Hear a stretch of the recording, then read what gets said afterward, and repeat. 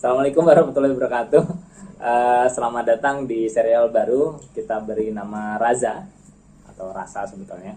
Episode pertama ini saya maksa Mas Pandu @tupai_ganteng ya. Tupai_ganteng Instagram, harus kalian cek dulu. Kalau misalnya kalian masih bingung ngapain sih saya panggil beliau, cek dulu di Instagramnya. Nah, Instagram ini kayak ngerti banget gitu perasaan laki-laki, perasaan perempuan, umur sekian, terus hubungan kok bisa orang lain merasa begini, merasa begitu gitu. Detail banget di Instagram itu, sehingga saya pengen banget tahu sebetulnya apa sih yang beliau rasain gitu. Kok saya nggak sepeka itu gitu. Dan lain-lain banyak yang jadi tanda tanya di benak saya. Mohon perkenalan diri dulu, Mas Pandu. Ya. Monggo. Halo semuanya, saya Pandu. Bisa dibilang konselor. Cuma emang spesifiknya itu lebih ke emang masalah relationship. Karena jadi ada background story-nya sebelumnya ini, Mas Luki. Jadi, kenapa saya fokusnya di relationship itu emang kalau baru mulai itu di 2013 saya mulai untuk belajar tentang relationship itu gimana, karena jadi background saya itu introvert sebenarnya, tapi berlindung di kata pemalu kalau dulu. Jadi kayak pemalu saya itu tuh kan sebenarnya negatif, pemalu sama introvert kan beda tuh. Tapi saya lindungi sama aku ini introvert, padahal pemalu bukan introvert. Introvert kan beda sama pemalu kan. Nah dari situ ternyata hal yang berpengaruh di aku tuh susah banget untuk ngobrol ke orang asing. Dan spesifik ketika ngobrol sama lawan jenis itu susah banget, bahkan sampai istilahnya itu kalau orang kan mungkin bingung aja nih mau ngomong apa, kalau aku sampai gugup. Nah waktu itu sampai di akhir aku mikir aku nggak bisa gini-gini terus nih. Nah dari situ aku mulai belajar nih apa nih yang bisa aku istilahnya awalnya tuh niatnya untuk ngatasi diri sendiri, terus keterusan ternyata belajar tentang orang lain. Kan niat itu belajar tentang gimana sih sesimpel deketin cewek. Ternyata pas ketika udah belajar nih, nyambung lagi, aku mikir, orang tua aku cewek, istri aku nanti cewek. Artinya ini bukan cuma untuk, karena niat awalnya kan sebenarnya receh banget, gimana cara dapetin pacar. Pas ketika makin dalam gali, aku baca jurnal, baca buku, terus brainstorm sama dosen, sama guru, terus akhirnya ini bukan cuman sekedar cewek, tapi lebih ke emang relationship, karena di situ ada komunikasi, ada memahami karakteristik orang, ada memahami gimana cara berpikir cowok, gimana berpikir cewek. Dari situ dari 2013 tuh sampai sekarang tuh fokusnya di sana, karena ternyata pas aku tanya nih ke teman-teman sekitar aku, orang yang aku temuin, 30% doang yang enggak kayak aku. 70% orang-orang sekitar aku itu sama, bingung ketika ngadepin lawan jenis. Berarti aku mikir ternyata aku nih, dulu aku mikir nggak normal. Aku ini normal sebenarnya, tapi hal buruk. Makanya aku putusin, aku mau edukasi soal relationship, biar nggak banyak orang nih yang kayak aku dulu, kayak gitu.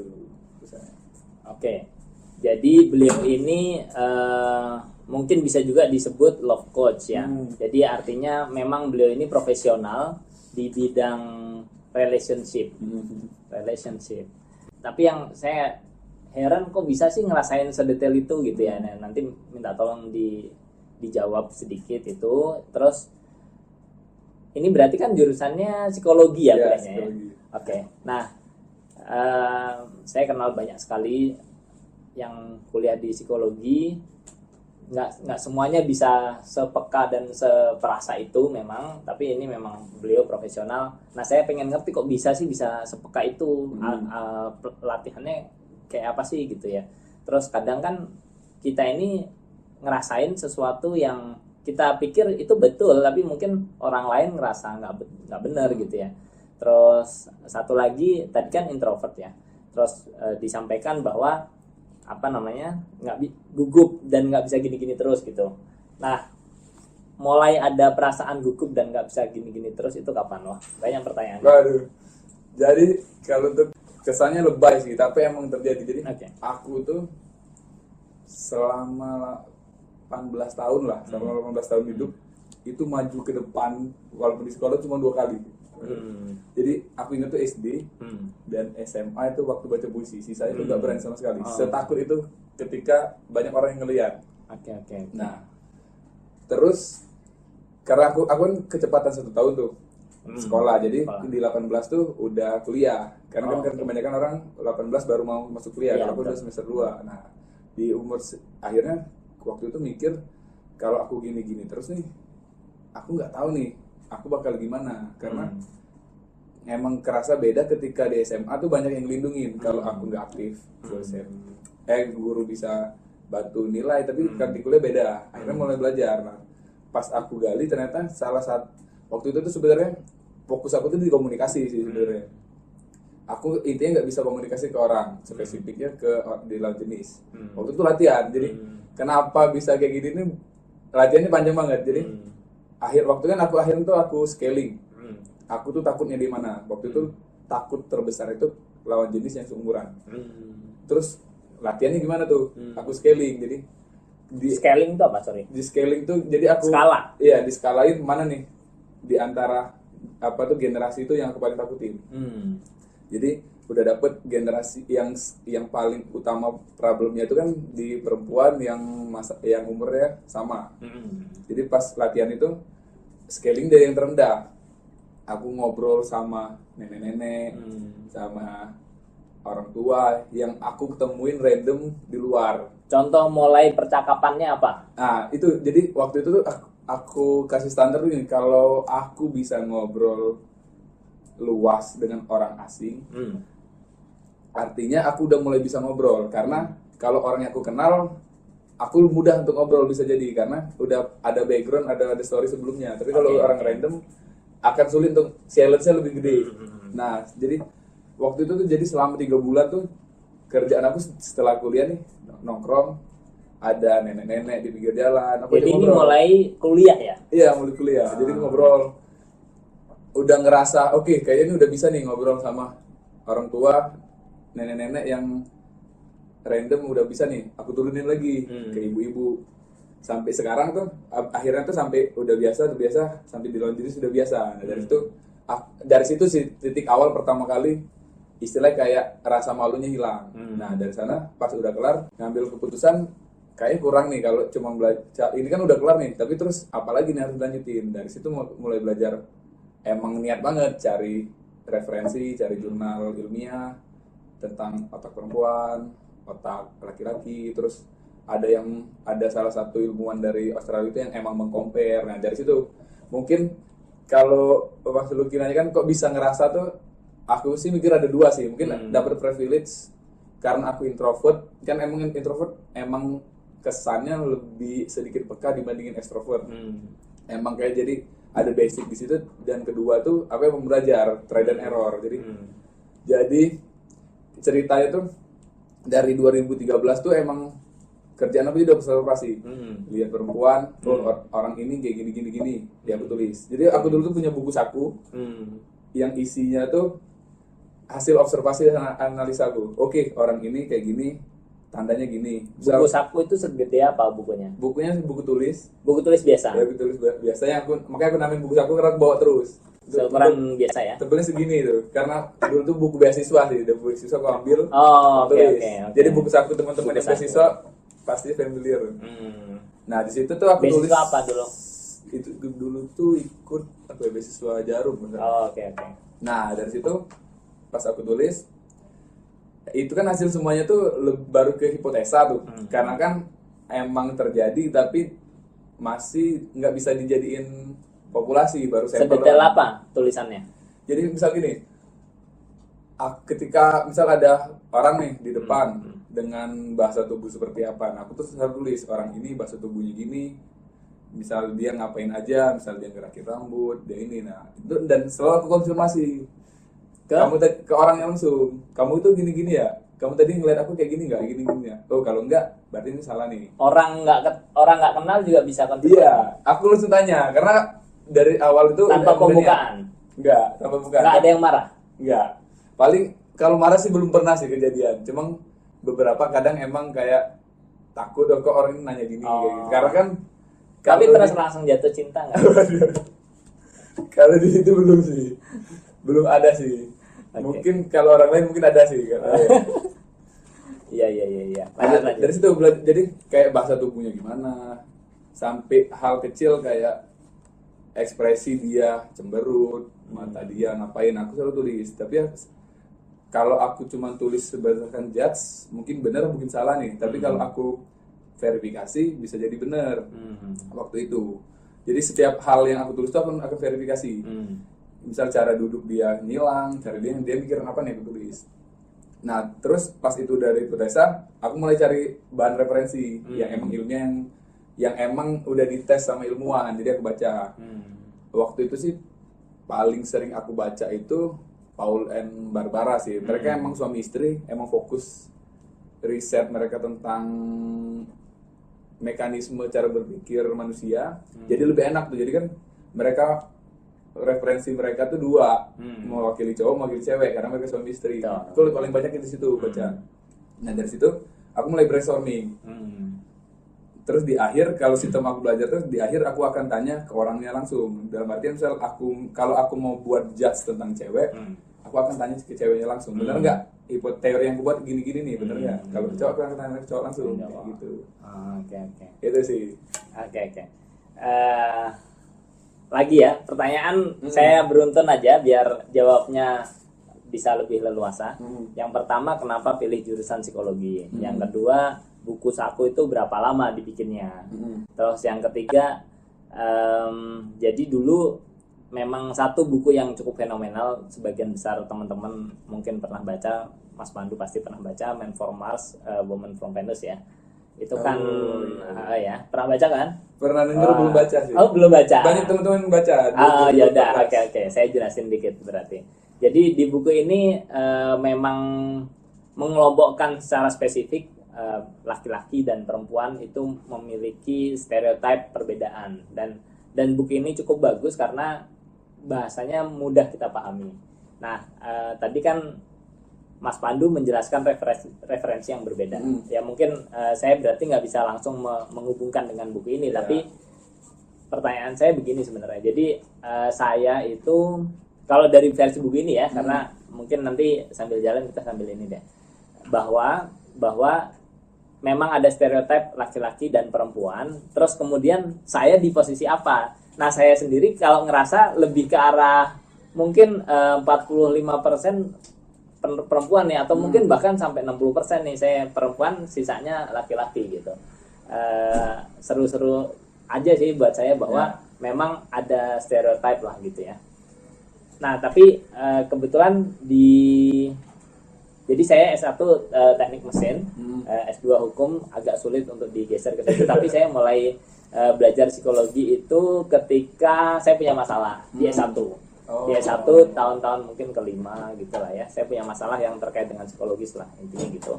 Terus saya mulai belajar tuh agak intens, kebetulan punya waktu cukup luang. Jadi kuliah saya udah selesai, tapi saya bisa ngolor-ngolor skripsi saya kan, jadi saya punya waktu cukup luang. Di situ saya mulai belajar, tapi mulai belajar lagi ketika S3 saya ambil ilmu ekonomi. Nah, di ilmu ekonomi ini saya berkesempatan kenalan dengan namanya behavioral economics, yang artinya dia menghubungkan antara dasar ilmu ekonomi dan dasar ilmu psikologi.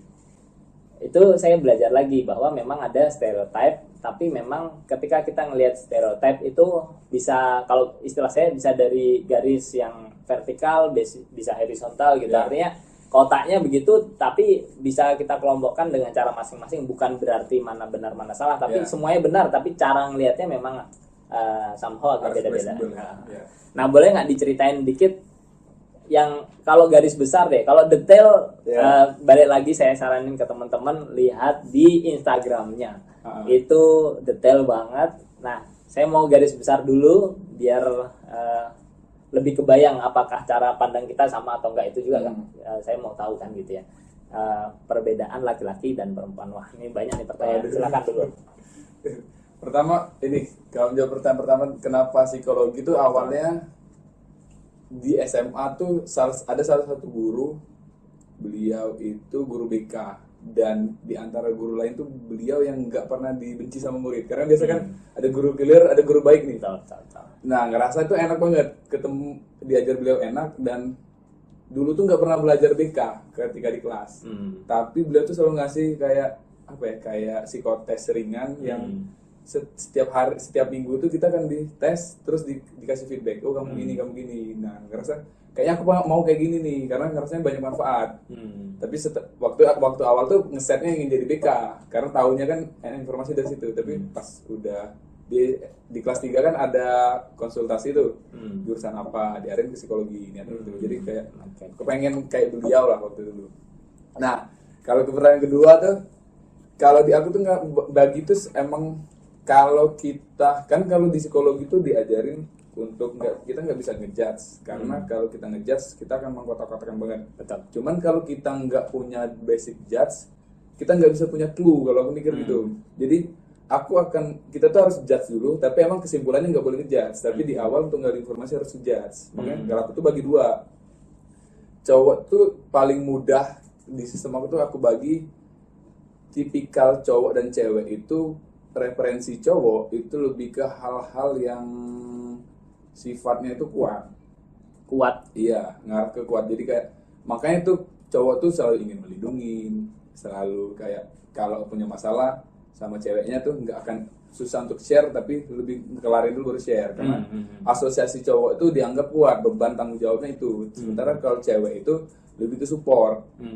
Makanya akhirnya kalau aku kebagi, cewek itu akan banyak nanya alasan, tapi kalau cowok itu akan banyak ngasih hasil.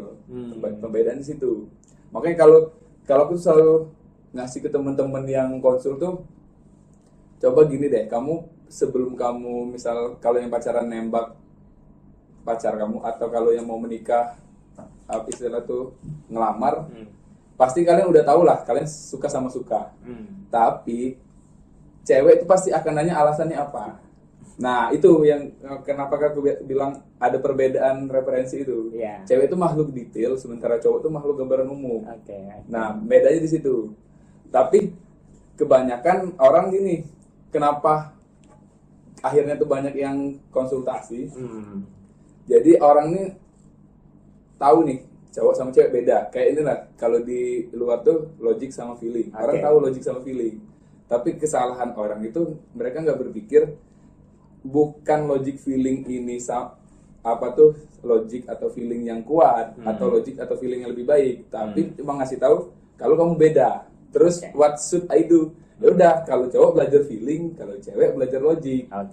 Jadi bisa paham. Nah, pembagian itu pasti di logic dan feeling tuh emang bedanya gini. Kalau cowok itu dia akan mikir gini, kalau untuk sesuatu hal yang mereka udah tahu, ya udah lanjutin aja. Kita nggak perlu tahu detailnya apa, yang penting hasilnya bagus. Kalau cewek itu dia makhluk proses, dia perlu prosesnya. Alasannya apa, kamu sukanya gimana, kok kamu bisa ini baru bisa, oke. Makanya kalau lihat skema jatuh cinta tuh, cowok tuh akan, kalau dia suka cewek nih, cowok tuh akan cenderung kayak target goals, aku bilangnya. Ada 5 cewek di depan dia udah suka, dia kan suka satu, udah dia kan kejar itu doang. Kalau cewek kan beda, dia nggak punya target goals. Tapi ketika proses di antara 5 cowok ini mana yang paling nyaman, dia baru suka. Nah, perbedaan di situ. Jadi pertanyaan saya jadi banyak nih. Jadi kalau cowok kuat, cewek support ya. Lebih kecenderungannya arah sana. Sebenarnya dipahaminya agak sulit, cuma kalau misalnya teman-teman suka yang belajar gini-ginian, ini sangat membantu lah, membantu. Termasuk juga untuk memahami kenapa sih nih cewek kayak gini, kok kalau diginiin kayak gitu sih gitu ya. Kadang kita juga bingung. Tadi secara singkat udah dikasih tahu bahwa misalnya apa ya tadi ya, logic dan feeling, bahwa kalau cowok itu target goals, kalau cewek itu somehow lewat proses gitu kali ya.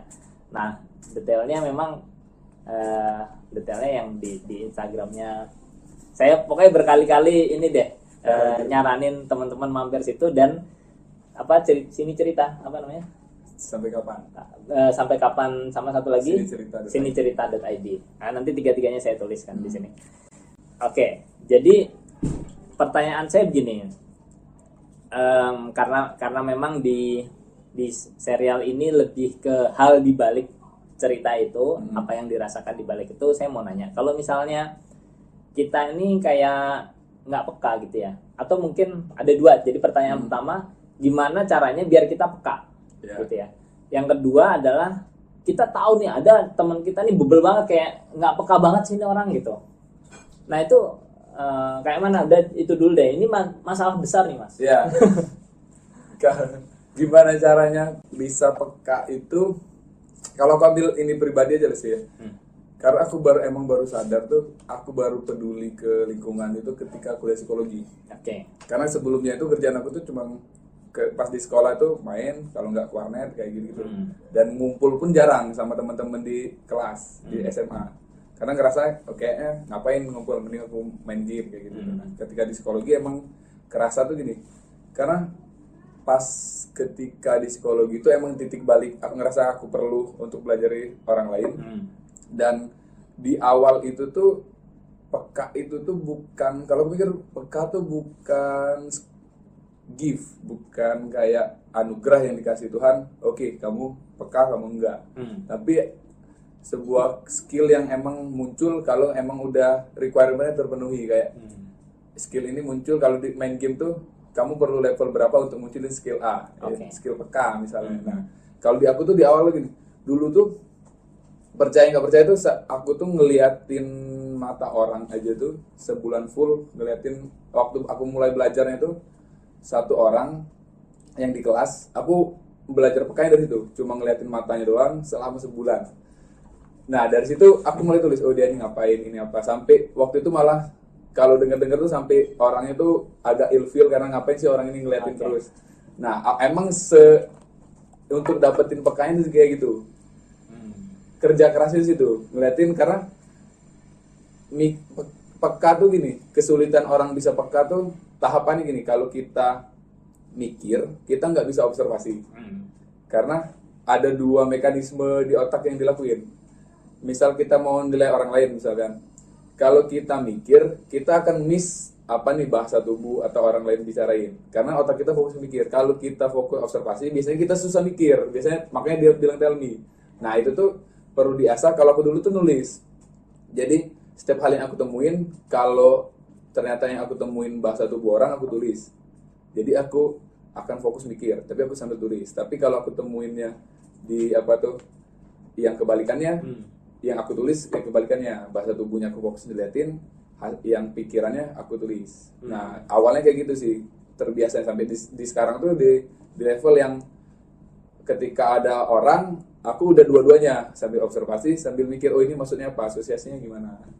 Kayak gitu sih. Kayak mungkin kalau aku mikir tuh kayak belajar bahasa Inggris ya. Pertama kita belajar grammar sama vocab, dari situ kan kita ngapalin vocab untuk bisa jawab. Nah, tapi akhirnya lama-kelamaan ketika orang ngomong kita udah bisa jawab. Akhirnya paham konteks kayak gitu. Oke. Love coach kita, Bapak Pandu, tupai ganteng. Nah, jadi ini hal baru sebenarnya buat saya ya. Saya taunya psikologi pernikahan, psikolog pernikahan saya tahu.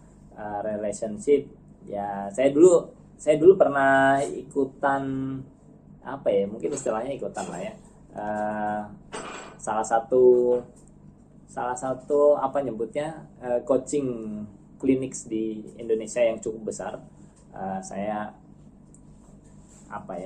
internship lah di sana dan belajar kayak misalnya dulu kayak saya akhirnya membandingkan dengan kalau psikolog beneran artinya konseling ya. Konseling itu apa yang dilakukan, terus coaching apa yang dilakukan. Kalau konseling lebih konseling dulu yang umum. Ini lebih menggali ke dalam, ke belakang masalah-masalah yang lalu gitu ya. Dengan cara active mirroring, artinya kita sebagai psikolog misalnya itu most likely lebih ke sebagai mirror aja, sebagai cermin, tapi diusahakan aktif. Kalau misalnya si yang bercermin ini tidak bisa menyampaikan apa yang diinikan, nah ini membantu gitu aja ya, bahwa dia tetap menyampaikan sendiri. Di coaching juga hampir sama, cuma kalau di coaching fokusnya adalah ke depan, apa yang akan ya kan, betul ya kira-kira gitu ya. Nah, mungkin nanti sambil jalan juga saya juga bisa lebih paham apa itu love coaching terkait dengan relationship ini. Tapi begini ya, saya memang ngerasain bahwa semakin hari kita harus akui bahwa negara kita semakin maju. Teman-teman saya yang jumlahnya kayaknya kok lebih banyak yang enggan menikah gitu ya, baik dari sisi banyak hal, dari sisi nggak dapat pasangan, dari sisi paling banyak sih sebenarnya rasa untuk apa ya, kayak belum siap aja gitu. Padahal sebenarnya mungkin siap aja. Nah itu hal lain ya. Tapi sekarang karena yang datang di sini adalah Mas Pandu, lebih kepada tips aja deh Mas, cara pendek gimana cara dapet cewek, atau mungkin kalau kayaknya banyak nih teman saya tapi kok nggak ada yang deket gitu ya, atau hal lainnya apa ya. Sebenarnya pertanyaan saya karena saya udah menikah lebih menggelitik, tapi kayaknya kok nggak cocok kalau saya tanyain di sini. Jadi yang normal dulu deh ya. Normal di Ntar ada yang nggak normal di mana. Iya. Kebetulan awal tahun lalu itu banyak banget yang kalau cerita ke aku tuh konsulnya tuh soal kenapa cowok aku nggak mau nikah. Nggak kebalikannya. Nah, ada permasalahan gini, kalau di aku tuh kalau emang siap tuh ya siap aja. Cuman kalau kita bilang siap tuh siap aja, abstrak banget. Apa yang harus diperbaiki? Betul. Nah, kalau aku lihat tuh ada dua sih sebenarnya friksinya tuh. Di miskomunikasinya tuh di cowok sama di cewek itu nggak nyampein apa ketakutannya. Jadi gini, kalau pertama nih yang umur yang 25 lah, yang 25 sampai 35 tuh, kenapa cowok nggak siap tuh biasanya gini. Cowok itu kalau bisa, prinsipnya satu, kalau bisa nih dia nggak nyakitin atau nggak buat susah orang yang dia sayangi. Betul. Makanya biasanya cenderung kalau ditanya cowok siapa apa belum itu lebih ke finansial. Aku belum nabung, aku belum ini. Nah, di cowok itu bijak. Menurut cowok itu keputusan yang bijak. Betul. Karena siapa sih yang nggak mau buat orang yang dia sayang itu bahagia? Masa kalau disayang, masa diajak susah? Nah, yang kebanyakan orang yang nggak tahu cara pemikiran cewek beda. Kalau kamu bilang kamu siap nikah, kalau kamu punya uang, udah punya uang lebih, cewek itu biasanya akan anggap itu minus, negatif. Kenapa? Karena kalau bagi cewek, kami bukan matre, kami suka kamu. Kami suka kamu. Bukan suka uangmu kayak gitu. Jadi kalau di cewek itu fokus mereka itu lebih ke kalau mau jalin hubungan, ayo berjuang bareng-bareng. Tapi yang ini bisa jadi kesalahan nih karena jadi gini, cowok tuh obsesinya tuh untuk gimana caranya nikah, aku udah financial freedom. Cewek kebalikan, obsesi nikah, aku mau berjuang nol. Nah ini kan miss. Betul. Ketakutan cowok nggak mau nol karena nggak mau nyakitin orang yang disayangin. Ketakutan cewek kenapa dari nol biar nggak dianggap matre. Nah yang ini sebenarnya yang buat nggak siap, nggak ada komunikasi. Seandainya si cowok ngomong, aku nih bukan nggak siap karena itu, aku nih karena nggak punya uang dan aku pengen punya uang dulu, bukan karena kamu rendah, karena aku gini, karena aku nggak mau nyakitin kamu. Si cewek kebalikannya, aku nggak mau kamu harus siap dulu karena aku mau berjuang nol dulu. Karena di cewek nih obsesinya, kenapa berjuang nol akan lebih enak punya cerita yang banyak karena tadi cewek itu masuk proses. Proses. Jadi kalau boleh ditanyain ke teman-temannya nih yang terutama cowok nih, kalau emang penasaran tanya ke cewek, kalau mereka disuruh milih nikah berjuang nol sukses atau nikah sama orang yang udah sukses, akan milih berjuang nol sukses karena ceritanya lebih banyak. Gitu. Nah, sekarang kita to the point aja. Kalau misalnya ada kejadian kayak gitu, kalau cowok, saya nyalain cowok deh pokoknya. Cowok kalau nggak maju-maju berarti mungkin dia nggak sesayang itu sama kamu kayak saya. Gitu. Tapi mungkin ya itu cara pandang saya aja. Artinya kalau cowok nggak berani ngomong, bisa jadi dia memang kurang sayangnya gitu. Dia aja gitu aja nggak berani. Padahal dalam hidup kan banyak hal yang harusnya nanti dilalui dibanding hanya sekedar ngomong ke orang tuanya gitu. Itu memang suatu perjuangan, betul. Karena begitu sayangnya sehingga dia khawatir kalau gagal, betul. Tapi kan dalam kehidupan nggak cuma itu, bos, gitu ya. Saya udah nikah, saya berani ngomong gitu. Nah, tapi dari sisi cewek deh, biar pemirsa kita agak banyakkan cewek. Gimana, apa yang harus diomongin gitu? Masa sih saya kan juga ya gitu-gitulah, itu kan perasaan sering. Nah, langkah yang mungkin bisa diambil oleh cewek-cewek yang kayaknya udah ada ya nih, yang kayaknya deket gitu ya. Monggo gimana? Jadi gini, kalau cewek nih, buat cewek, kalau kalian berharap nunggu waktu cowoknya akan bilang nih, misalnya ternyata cowoknya bener tuh, dia belum siap, bukan karena nggak siap, tapi emang ada masalah di situ. Kalau kalian nunggu waktu mereka untuk cerita, tuh nggak akan cerita. Kenapa tadi? Karena asosiasi cowok itu kuat. Kalau mereka cerita, mereka kan dianggap lemah. Karena cowok itu makhluk harga diri banget. Kalau lemah, dianggap nggak berdaya, tuh harga diri terluka. Jadi kan nggak akan, kalau kalian cuma berharap dia akan cerita, kalau dia siap, dia nggak cerita. Nah, yang paling penting itu dipancing. Butuh proses yang nggak lama. Kenapa? Karena ini menyangkut harga diri. Kalau kalian langsung tembak, kamu nggak siap karena kamu ini masalah financial, nggak akan cerita juga. Karena harga diri terluka. Misal kayak kalau kita diejek orang, basic insting kita lakukan apa? Misal kayak gini, kalau kita misalnya jatuh, insting kita tuh kan biar kita nggak malu. Yang kita lakukan adalah ekspresinya akan datar, terus seolah-olah tidak terjadi apa-apa, nggak sakit, nggak apa-apa, biar nggak malu. Nah, kalau kita langsung tembak ke masalahnya, yang dilakukan basic tadi akan tidak terjadi apa-apa. Betul. Ya, cara yang paling baik itu ya udah dipancing. Kamu udah apa? Kamu udah nabung gimana? Dan mancingnya gimana? Ayo kita nabung bareng-bareng. Itu lebih enak. Jadi harga dirinya nggak terluka. Gitu. Yang harus dipertimbangkan di situ. Betul. Nah, tapi kan kayak nabung bareng-bareng, ya itu memang langkah baik ya. Tapi kayak bukannya kayak melangkahi, itu kan kayak saya sih ekstrim aja lah ya. Kayak misalnya beli rumah nyicil bareng gitu ya, sebelum pernikahan. Itu kayak apa nggak ekstrim gitu? Apa gimana nih? Contoh detail deh, Mas. Ya, kalau contoh di aku aja sih, kalau kita nabungnya bareng di tempat yang sama tuh banyak kejadian, terutama yang konsul tuh yang akhirnya pisah, akhirnya nggak jadi nikah, terus duitnya gimana? Ada yang dibawa kabur, yang cowok, ada yang dibawa kabur cewek, ada yang bagi dua. Kalau di aku tuh ya kita nabung bareng-bareng, tapi nabungnya dipisah. Aku nabung, pasangan aku nabung. Oke. Dari situ akhirnya tuh apa? Kan nanti ketika mau nikah tinggal digabungin.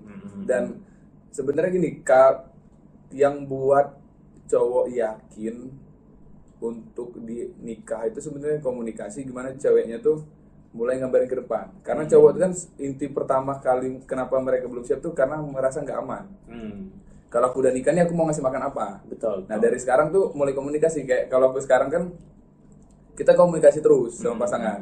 Walaupun belum nikah, tapi emang ada rencana nikah tuh komunikasi. Ntar kalau umur segini aku mau gini. Nah, ntar aku nabung kayak gini-gini ya. Oh, ntar aku mau gini-gini, kamu kerja gimana gini-gini. Jadi kalau ada plan yang lebih jelas, akan lebih enak cara mikirnya kalau cowok. Karena cowok tuh intinya kalau merasa aman, mereka akan jalan. Makanya nih kalau teman-teman sadari nih, kalau cowok itu misalnya nggak punya pasangan, misal jomblo nih, dia akan ketika mau cari pasangan pertama akan susah banget. Biasanya kalau gambaran gini, kalau cowok itu jomblo ketika nyari pacar, dia akan terlihat kayak, kalau aku bilang itu pemuja, kayak akan jadi baik, good man.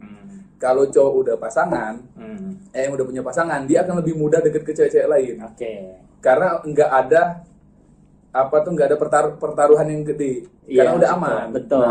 Pola cowok tuh kayak gitu. Nah, kalau kamu mau buat bersiap, ya udah, kamu harus kasih keamanan itu. Kalau nggak punya keamanan yang udah punya, setidaknya kasih gambaran kamu bakal aman kalau kalian berdua gitu. Oke. Jadi aman ini dalam artian banyak ya sebenarnya. Iya, banyak banget.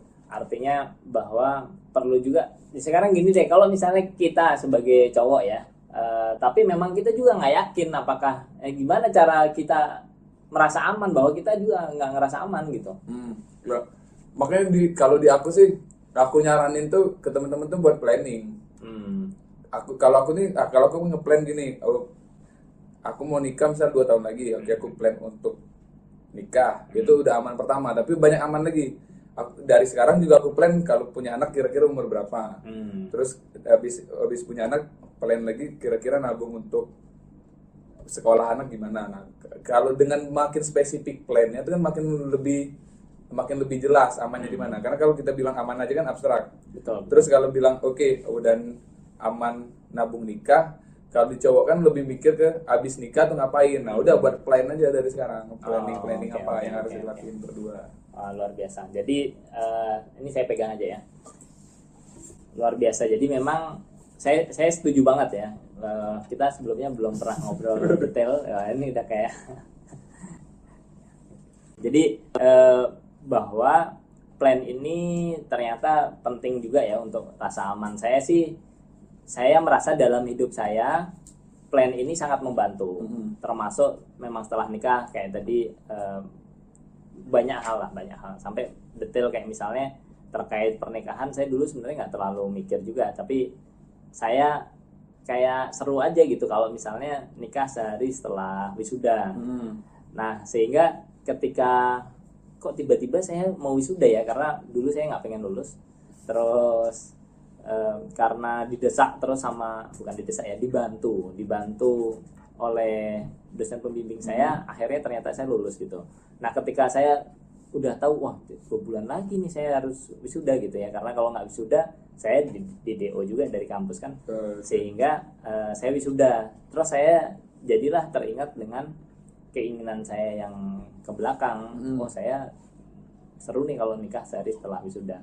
Nah setelah itu baru saya lakukan proses, memang prosesnya agak-agak logis lah gitu ya. Mungkin kalau perasaan sih pasti melibatkan itu, tapi cenderung logis, dan akhirnya saya bisa menikah sehari setelah wisuda. Dan prosesnya memang agak luar biasa, kayak misalnya nyari gedung gitu ya. Dalam waktu 2 bulan itu nggak mudah. Dalam kondisi normal kita nggak mudah dapat gedung. Nah ternyata di hari H ada yang membatalkan gitu. Dan pernikahannya sehari setelah wisuda. Kalau di ITB itu wisudanya hari Sabtu gitu. Yang artinya saya nikah hari Minggu, dan itu bukan hari mudah untuk nyari gedung di Jakarta gitu ya. Ya hal-hal ini ya alhamdulillah lah, detail-detail kecil kayak misalnya gedung gitu ya. Ini agak meleset sedikit. Kalau misalnya gedung itu kan buat saya nggak peduli saya mau gedung di mana, kan nggak peduli. Yang penting kan menikahnya. Artinya hal-hal sedetail itu mungkin kita nggak perlu, kalau kita nggak punya kebutuhan udah diikhlasin aja. Artinya dimanapun nggak apa-apa ikhlas. Tapi hal-hal yang secara prinsip kayak misalnya tadi udah disampaikan, punya anak pengen umur berapa dan seterusnya bisa kita minta gitu ya. Bahkan saya tahu beberapa orang yang sampai berdoa di umur gitu. Jadi berharap sampai umur sekian gitu ya. Itu sepaham saya kok dikabulkan juga gitu, bahwa ternyata saya baru ngerti ternyata doa-doa itu atau mungkin target-target itu juga membuat kita merasa aman ya. Kalau saya sih bisa juga kalau dari sisi lain ya ini diserahkan aja ke Allah, bahwa banyak hal yang sebetulnya dengan mudah gitu ya Allah berikan gitu. Jadi kebetulan kalau banyak audiens aku itu lebih banyak ke yang pasangan sih, bukan ke suami istri, tapi lebih ke pacaran. Ternyata emang kalau dilihat dari audiens emang banyak banget ternyata cewek yang susah cari cowok atau enggak kebalikannya. Nah, kalau saranku tuh gini, yang paling penting pertama itu tuh kalau mau cari pasangan tuh kita pahami diri kita gimana. Kayak tadi kita pasti mikir logis, kalau cewek pasti mikir feeling. Tapi output yang keluar itu bukan cara pikir kita, tapi cara pikir orang lain, cara pikir lawan jenis. Kenapa? Karena akan miss. Misalnya gini, miss itu kayak gini. Kebanyakan misal PDKT lah, cowok tuh akan PDKT dengan cara mereka. Karena cowok mikirnya logis, mereka kan PDKT ke hal-hal yang misal akan nanya udah makan atau belum, atau lagi ngapain. Nah, sementara kalau genti cara mikir feeling, ya udah kita caranya tuh PDKT pakai cara proses. Nah, yang kita tanya tuh hal-hal yang proses kayak gitu. Nah, contoh gini. Misal kalau aku tuh selalu paling mudah nyontoin itu cara berpikir beda itu soal romantis. Oke. Jadi aku udah nanya ke banyak cowok romantis. Kalau mendengar kata romantis pertama kali, apa yang kalian pikirin? Paling banyak tuh mikirin candlelight dinner. Oke. Atau enggak ngasih boneka. Ada kalau yang paling sering tuh udah Leonardo DiCaprio katanya. Itu romantis, paling mudah untuk digambarin. Nah, kalau kita mau romantis kan kita ke lawan jenis kan. Betul. Kalau kita verifikasi ke cewek, romantis tuh enggak yang melulu tentang itu. Emang itu romantis. Cuman cewek sadar kalau kalian ngelakuin itu terus bisa jadi duit kalian habis. Betul. Atau waktunya nggak punya karena prepare-nya banyak. Betul. Nah, romantis di cewek itu tuh di momennya. Jadi gini, kamu bisa jadi cuma nyeberangin jalan jadi romantis kalau kamu bilang. Banyak kan cowok tuh nggak bilang. Oke. Misal kayak punya masalah kelar udah nggak dikasih tahu kamu tuh ngapain. Istilahnya kayak cowok tuh banyak kan pakai apa tuh nunjukin perilaku tapi nggak ngasih tahu motifnya apa. Jadi cewek nggak sadar. Makanya aku bilang sesimpel nyeberangin jalan tuh bisa romantis kalau kamu bilang. Kamu seberangin ya kamu bilang kenapa kamu mau nyeberangin.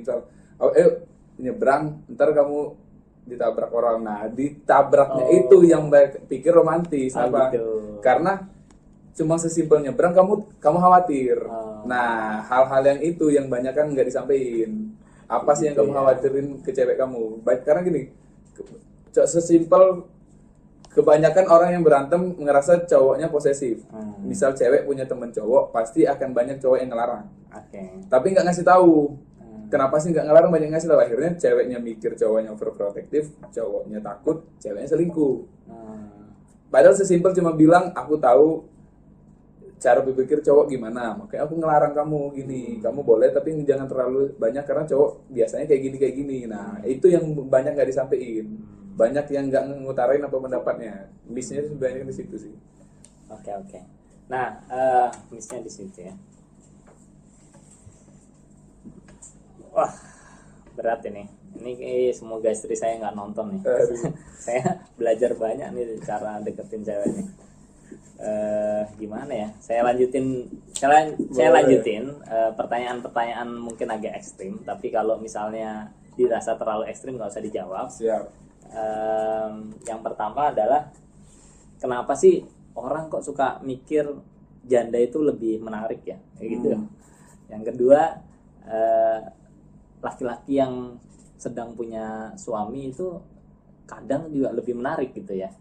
Dari sisi cewek kan. Saya ngerasa begitu lah. Kayak saya sebelum nikah, nggak bisa cerita ya. Oke, kita lanjutkan aja. Kita skip cerita yang selanjutnya tadi. Kita lanjutkan pertanyaannya. Terus misalnya gini, kadang ada yang suka gimana ya, yang lebih tua gitu ya. Ada yang suka yang lebih muda gitu ya. Nah itu secara garis besar kenapa sih gitu ya. Terus memang saya sih nangkep ya kalau yang sudah disampaikan lebih banyak punya tujuan tertentu gitu, kayak misalnya gimana cara dapetin cewek gitu ya, gimana cara dapetin cowok, gimana cara mempertahankan relationship gitu, artinya kan punya tujuan.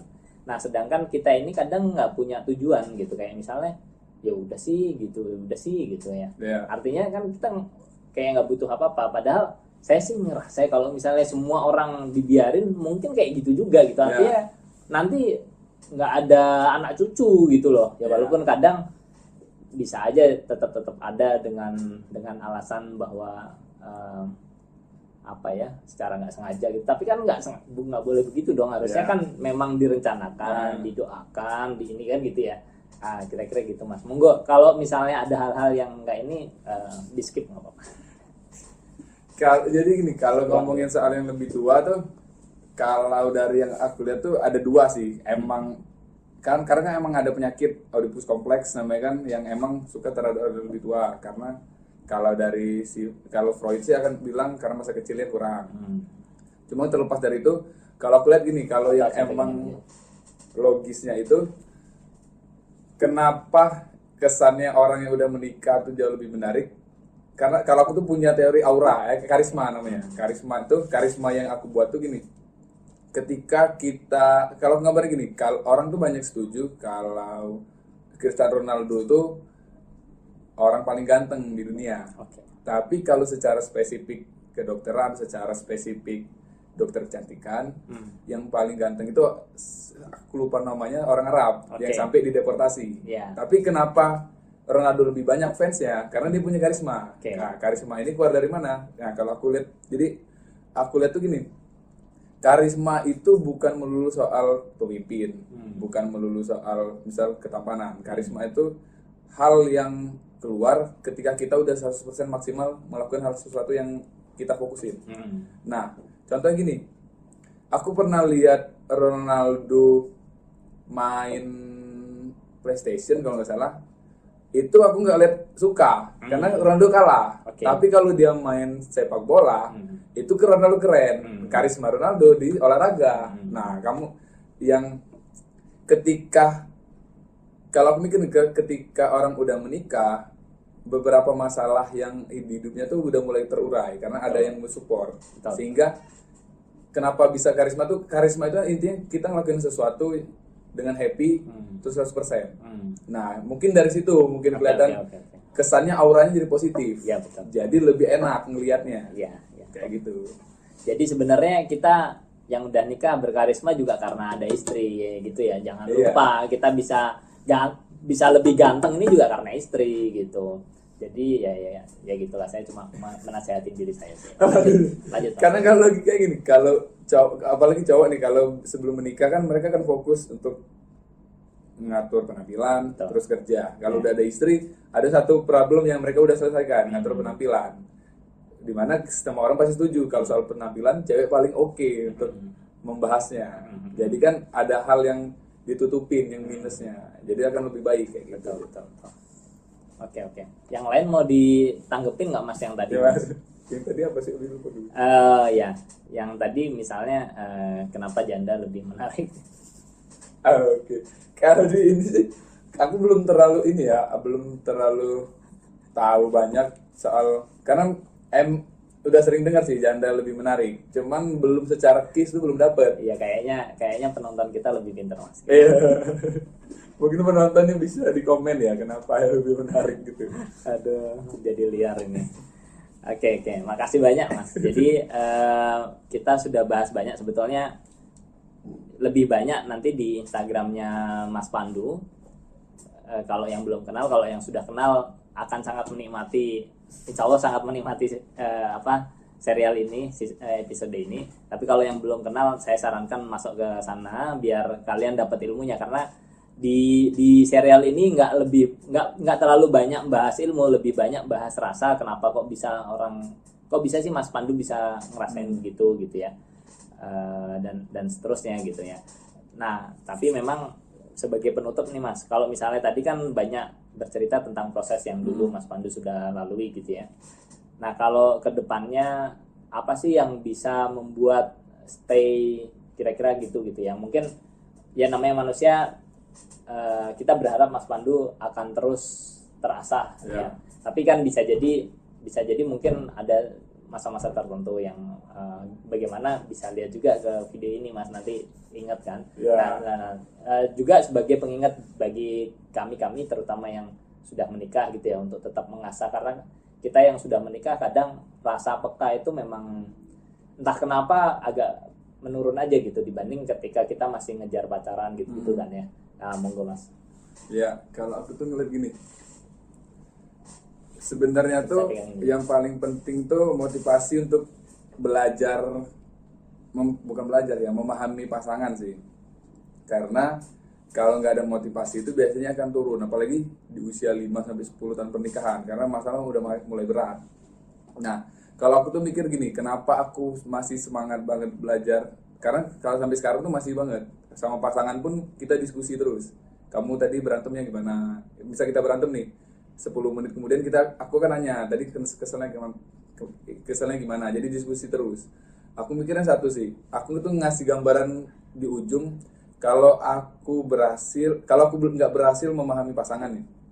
Terus misal di usia 70 ketika udah pensiun, mungkin kita udah sukses, terus nggak perlu kerja lagi, anak udah gede, cucu punya tapi dibawa anak, akhirnya kita cuma berdua doang di rumah. Kalau kita nggak memahami pasangan, akhirnya yang kita lakukan, kalau aku tuh ngeliat kayak nenek aku zaman dulu di rumah, tapi diem-dieman doang, nenek ngelakuin hal lain, kakek ngelakuin hal lain yang sebenarnya tuh nggak emang bermanfaat, tapi nggak terlalu ngaruh. Mereka nggak perlu uang lagi, mereka nggak perlu aktivitas lagi, sebenarnya bisa duduk doang. Tapi karena mereka nggak memahami, akhirnya diem doang. Nah, aku mikir betapa kosongnya kita kalau kita di usia tua. Sementara kalau kita nyari anak udah sibuk kerja, cucu sekolah. Terus kita cuma dua nih di rumah sama pasangan. Kalau kita diem doang, aku nggak kebayang berapa kosongnya hari itu. Karena kita nggak punya pekerjaan lagi, kita nggak punya lagi apa yang harus dilakuin, uang nggak perlu cari lagi. Nah, siap nggak teman-teman ngadepin di masa tua kayak gitu, kosong, sendirian, ada pasangan tapi nggak tahu mau ngomong apa.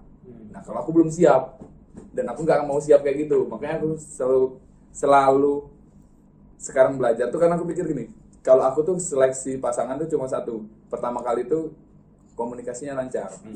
Karena kalau kita aja ngobrol nggak lancar, apalagi nanti pas masa lebih berat. Nah, aku mikir kalau komunikasi lancar, jadi di masa tua nih aku cuma bisa walaupun ngomongin sendok doang, tapi kita bisa ngabisin waktu banyak. Nah, itu menurut aku akan menyenangkan banget. Kita lupa waktu, tapi sama pasangan. Gitu sih. Gambarnya ke depan gitu. Ya, amin mas. Saya juga berharap saya menikmati sampai saya usia diambil gitu ya. Ya, semoga makasih banyak sudah mau berbagi di sini.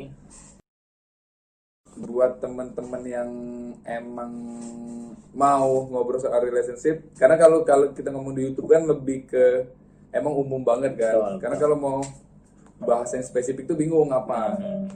Tapi kalau aku tuh emang lebih enak tuh kita bahasnya tuh hal-hal spesifik yang emang ada case-nya. Makanya kalau di IG tuh biasanya teman-teman ngasih case, aku kayak gini nih, proses gini, apa yang minus nih. Gitu. Nah, kalau teman-teman yang emang mau ngobrol lebih lanjut bisa langsung ke IG dan bawa case-nya langsung. Oke. Jadi kalau di YouTube kan lebih emang buat gambaran umum doang.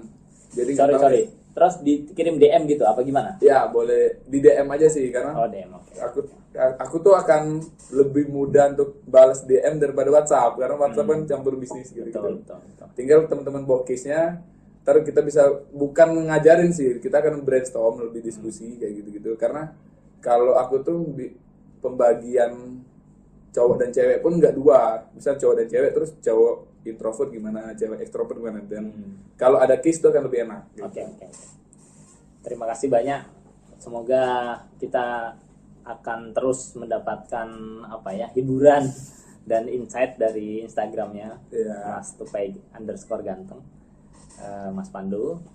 Terima kasih juga waktunya sudah mampir ke teman-teman juga, pasti terima kasih banyak sudah mampir ke channel ini. Langsung saya tutup Mas Pandu. Assalamualaikum warahmatullahi wabarakatuh. Waalaikumsalam warahmatullahi wabarakatuh.